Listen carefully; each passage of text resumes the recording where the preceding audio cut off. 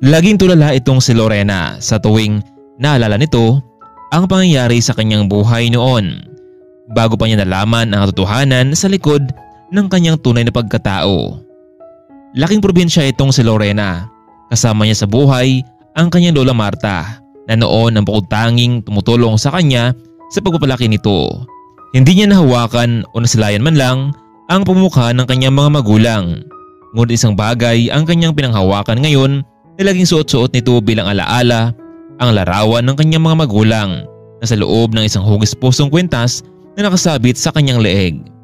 Ayon kay Lola Marta, kakasilang pa lamang noon ni Lorena nang sumakalang buhay ang kanyang ina dahil na rin sa may sakit ito. Ngunit pinilit na lamang niyang mailuwal ang bata kahit buhay pa ang kanyang kapalit. Habang lumaki itong si Lorena, bagamat wala na siyang mga magulang, ito ngayon ang naging tukso sa kanya sa loob ng paaralan. Lagi niyang tinatanong sa lola nito kung nasaan nga ba ang kanyang ama, pero ang sagot lamang nito ay wala itong kwenta sa kanya. Matilda, huwag mo naman tuloy ang binabalak mo sa akin oh. Paano na lang anak natin? Saan napupunan mo? Hindi ka ba natakot na mawalan siya ng ama? Ramon, hindi ko kaya makita ang magulang mo kung makapanglait sa akin dahil ba sa mahirap lamang kami? Hindi ba nag-usap tayo noon na kailangan nating bumukod pero natakot kang baka mawalan ka ng mana sa kanila? Sige, magsama na kaming lahat. Alam ko namang may ibang babae silang gusto para sa'yo eh. Nasa'yo na lamang kung gusto mong sumunod sa akin. Nagtatrabaho bilang sekretary itong si Matilda. Dahil may pinag-aralan naman ito, kaya naman nakahanap siya ng magandang trabaho. Ngunit nagagusto ito sa kanyang boss at sa pangyaring iyon ay nagkapalagang loob ang dalawa. At sa dinaasahan ay may nangyari sa kanilang dalawa. Mahal na mahal ng bawat isa, subalit mababa lamang ang tingin ng pamilya ni Ramon kay Matilda. Kaya naman para kay Matilda, hindi siya narapat para sa pagmamahal ni Ramon. Dahil sa pangyayaring iyon ay nakapagdesisyon ang ginang na umuwi na lamang sa probinsya at doon na lang ito isilang ang kanyang sanggol. Samantalang labis naman ang lungkot ni Ramon dahil kahit anong paraan ang gawin nito ay hindi pa rin talaga boto ang pamilya sa kanyang babaeng minamahal. Nagpatuloy na lamang si Ramon sa buhay. Ginawa niya ang lahat para makapag-ipon ng pera sa bangko. Hindi niya hayaang mawala ang babaeng mahal nito, lalo na ang maging anak nilang dalawa. Ilang buwan ang nakalipas ay tuloy na ngang nanganak itong si Matilda. Isang malusog na bata ang kanyang isinilang. Mabuti na lamang at nariyan ang kanyang inang si Marta para umalalay sa kanyang panganak. Ngunit ang araw na iyon pala ang magdadala sa kanyang kapahamakan. Hindi niya nakita na hawakan man lang ang kanyang mahal na anak dahil iyon na rin pala ang huling araw niya sa mundo. Masakit ito para kay Marta, lalo na kung paano nito palakihin ang kanyang apo. Pinangalan ng Lorena ang bata. Alam ni Marta na balang araw ay magtatanong din ang batang ito patungkol sa kanyang buhay. Manong Rodel, pakiusap naman. Gawin natin ang lahat ng paraan. Maubos mo na kayamanan ko. Mahanap ko lamang ang mag-ina ko. Masunod po Don Ramon. Magdala ako ng maraming tauhan sa probinsya para man mahanap si Matilda. Isa na nga sensado ngayon ang Ginoo. Matapos kasi ng pagsisikap nito ay nakapunta na siya ng magandang negosyo at hindi na maasa sa kanyang magulang. Nagalit man sa kanya ang pamilya dahil hindi nito tinanggap ang pagpapakasal sana sa babaeng gusto nila para sa anak. Kaya naman nagsumikap itong si Ramon at nagtrabaho sa kumpanya ng kaibigan. Ilang taon na rin ang nakalipas ngunit hindi matiis ng mga magulang ang mawalay sa piling nila ang anak na si Ramon. Kaya naman tinawagan nila ito kung maaari ay bumalik na lamang nila sa mansyon para ipagpatuloy ang kanilang nasimulang negosyo. Alam ni Ramon na kahit hindi niya tatanggapin ang alok ng mga magulang ay kanya ring magtayo ng negosyo. Subalit dahil sa labis na pagmamahal ni Ramon sa pamilya ay muli itong bumalik sa piling nila.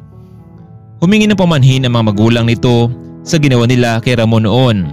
Bilang anak ay pinatawad naman ni Ramon ang magulang. Sa mga panahong iyon ay nakapagdesisyon ang mga magulang na tuluyang ipamana sa anak ang lahat ng yaman at ang bukod tanging nilang hiling na makita ang kanilang apo na noon ay kanilang itinakwil. Dad, Ma'am, mayroon po akong inutusan na tauhan para hanapin ang anak ko. sa probinsya. Hayaan niyo, gagawin ko ang lahat. Makita ko lamang sila. Hello Manong Rodel. Kumusta ang iyong paghahanap? Nakita mo na ba sila?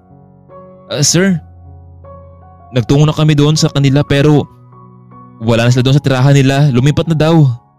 Hayaan niyo sir. Hindi kami titigil sa paghahanap hanggat di namin sila makikita. Maraming salamat Mang Rodel. Samantalang kasalukuyan noon, naglakad naman itong si Lorena mula sa kanyang ina-apply ang trabaho. Gusto niyang magtungo sa syudad para maghanap ng trabaho subalit natakot siyang iwan ang kanyang lola Marta. Kaya naman sa probinsya na lamang ito na baka sakaling makahanap ng trabaho. Sa araw na iyon, sa kanyang paglalakad, nakasalubong niya ang ilang mga armadong kalalakihan at pilit kinukuha sa kanya ang kanyang cellphone at counting pera para sa magiging allowance na ito sa kanyang pag-a-apply ng trabaho. Nagpumilit umiglas ang dalaga, ngunit hindi siya makakilos dahil hinawakan ito sa balikat. Miss, ibigay mo na sa amin yung cellphone mo kung ayaw mo masaktan. Binigay naman ni Lorena ang kanyang cellphone pero napansin ng armadong lalaki ang kanyang kwintas kaya naman ay hinablot din ito mula sa kanyang leeg. Sir, pakiusap wag po iyan. Ito lamang po ang alaala sa akin ng mga magulang ko. Miss, marahil mamahal nito ano? Kaya wag ka nang lumaban pa. Samantala napansin naman ni Rodel sa di kalayuan ang mga armadong kalalakihan na pinalibutan ang isang dalaga kaya naman ay agad nila itong nilapitan. Anong ginagawa niyo sa kanya? Pwede ba mister? Huwag kang makialam dito. Mind your own business. Agad tinutukan ni Rodel ng baril ang mga armadong kalalakihan.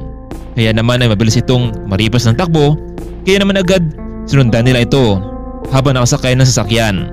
Nakita ni Rodel na tinapon ng isang lalaki ang kwintas sa may damuhan kaya sa halip na habulin ito, kinuha niya muna ang kwintas. Sa kabutihang palad na nakita ang kwintas at muli sanang balikan ang dalaga na nakaharap nila kanina. Ngunit wala na ito sa lugar kung saan ito nakatayo. Nagpatuloy na lamang sila sa kanilang paghahanap sa anak ni Don Ramon. Maya-maya pa tumawag na nga mula sa syudad itong si Ramon. Rodel, kumusta anong balita? Sir, pasensya na ho pero sa ngayon hindi pa namin matukoy ang kanilang bagong tahanan. Rodel, basta kapag may naging clue kayo, tawagan mo ako ha. Masunod po si Ramon. Matapos tumawag si Ramon, napansin ni Rodel ang kwintas dahil bigla na lamang itong bumukas noong paglapag nito sa harapan ng sasakyan. Sa hindi niya inaasahan, laking gulat niya sa kanyang nakita dahil ang nasa loob nito ang pumukha ni Ramon at isang magandang babae. Nalilito ngayon ang isipan ni Rodel kung bakit nasa dalaga ang larawan ng kanyang amo. Rodel, bakit napatawag ka? Sir, itatanong ko lang sana ho sa inyo kung may binigay ka bang kwintas noon sa dating yung sintahan. Oo Rodel, sa babaeng mahal na mahal ko si Matilda. Bakit mo na itanong? Sir, ito kasing kwintas na hawak ko ngayon. Nasa loob ang larawan mo at isang magandang babae. Rodel, kung ganun, yan ang kwintas ng binigay ko kay Matilda noon. Nasaan na siya? Sir, isang dalaga ang kahawig ng babaeng mahal nyo pero bigla na lamang itong nawala sa paningin namin. Rodel, hanapin nyo siya. Baka siya ng anak ko. Sir, huwag kayong mag-alala dahil hindi kami uwi hanggat hindi namin kasama ang anak nyo. Hindi tumigil si Rodel sa paghahanap sa dalaga. Araw-araw nilang binabalikan ang naturang lugar para muling makita ang dalaga. At hindi nga sila nabigo sa araw na iyon. Kaya naman agad nila ito nilapitan habang naglalakad ito. Miss, hindi ba ikaw yung babaeng tinulungan namin noong nakaraang araw? Opo, maraming salamat pala sa kabutihan nyo. Miss, kilala mo ba si Matilda? Po, siya po ang nanay ko pero ever since hindi ko siya nakita dahil pumanaw siya matapos kong ipinanganak. Bakit niyo po natanong? Bakit niyo po siya kilala, ang nanay ko? Wala naman. May napagsabi lang sa amin dito sa lugar niyo. O siya nga pala, narito ang kwintas na inagaw mula sa iyo. Siguro isang espesyal na kwintas ito para sa iyo ano? Sir, maraming salamat po. Kahit hindi ko personal na nakita ang nanay at tatay ko pero ito na lamang yung alaala sa akin. Kilala namin ang tatay mo. Matagal ka na pinapahanap sa amin ni Mr. Ramon Montenegro. Matagal niyang hinahanap ang nanay mo pero hindi naman siya makita. Sir, katulad sinabi ko sa inyo kanina, wala ng nanay ko. Kung ganun miss, nais mo ba makita ang tatay mo? Matagal na siyang gusto kang makita. Hindi ko alam sir kung matutuwa ba ako na makita siya. Pero iha, kahit ngayon lang, mabait ang tatay mo at sinasigurado kong magbabago ang takbo ng buhay mo. Pero sir, hindi ko po kayang iwan ang lola ko dito. Kung ganun Lorena, isama mo siya, siguradong magiging masaya kayong lahat. Matagal na rin pangarap ni Lorena na sana'y makita nito ang kanyang ama. Dumating na nga ang panahon kaya naman hindi niya ito pinilampas. Sumama ang maglola sa syudad. Labis ang sayang naramdaman ni Ramon dahil muli niyang nakita ang anak nito. Bagamat masakit ding isipin na kailanman ay hindi na pala nito makikita ang dating mahal. Labis ang paghingi ng tawad ni Ramon sa anak sa mga pagkukulang nito sa loob ng mahabang panahon. Mabuti na lang kahit ganun pa man ang nangyari ay tinanggap pa rin nito ni Lorena ang ama. Sa ngayon ginugol na mag-ama ang mga araw na magkasama. Kasama na mamasyal ang lola nitong si Marta. Kasalukuyan namang natatrabaho itong si Lorena bilang bagong CEO sa kumpanya. Bagamat maraming pagsubok ang dumating sa kanyang buhay, hindi niya nakala na ganito ang magiging kapalit sa lahat ng iyon. Mga kaibigan, nagustuhan niyo ba ang ating kwento? Huwag namang kalimutang i-like at mag-subscribe. Maraming salamat po sa walang sawang pagsuporta ninyo sa aking channel. Abangan pa po natin ang mga kwentong pag-ibig at inspirasyon sa ating buhay. Maraming salamat at paalam.